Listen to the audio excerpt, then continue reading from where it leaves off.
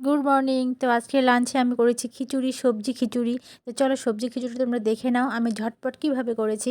আর এরকম ঠান্ডায় প্রচণ্ড কফ দেওয়া ঠান্ডায় এরকম ঠান্ডায় গরম গরম খিচুড়ি খেতে কিন্তু খুব ভালো লাগে, তাই না? আমি সব রকমের সবজি নিয়ে নিয়েছি, ওখানে তোমরা নিজের পছন্দের মতো সব সবজি দিতে পারো। আর এখানে নিয়েছি মুগ ডাল, গোবিন্দভোগ চাল আর নিয়েছি মুসুর ডাল। ২ রকম ডাল দিলাম আমি। মানে অনেক সময় আমি অনেক রকমের ডাল দিই, ৩-৪ রকমের ডাল দিই। আজকে ২ রকম ডাল দিয়ে করছি। এখানে আমি নিরামিষ খিচুড়ি, সেই জন্য ফোড়নে দিয়ে দেবো জিরে, শুকনো লঙ্কা, তেজপাতা আর দালচিনি, এলাচ আর লবঙ্গ দিতে পারো। আমি এখানে লবঙ্গ ইউজ করিনি। তো একটু তেল দিয়ে দিলাম আর দিয়ে দেবো চাল আর ডাল ধুয়ে রাখলাম, সেই ডালটা দিয়ে দিলাম। সিটি দেবো এখানে আমি একটা। তারপরে আমি সবজিগুলো দিয়ে দিচ্ছি। মূলো দিয়েছি, ফুলকপি, পালং শাক, গাজর, মিষ্টি কুমড়ো, এগুলো আমার কাছে ছিল, হাতের কাছে যা ছিল, শিম ছিল, এগুলো দিয়েছি। আমার কাছে মানে পেঁপেও ছিল, কিন্তু আর দিলাম না, অনেকটাই হয়ে গেল।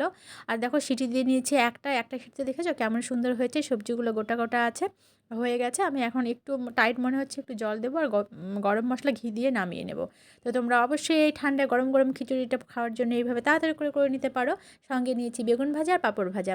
তো টাটা, সবাই খুব ভালো থাকো আর সবাই শীতকে খুব এনজয় করো। Bye bye.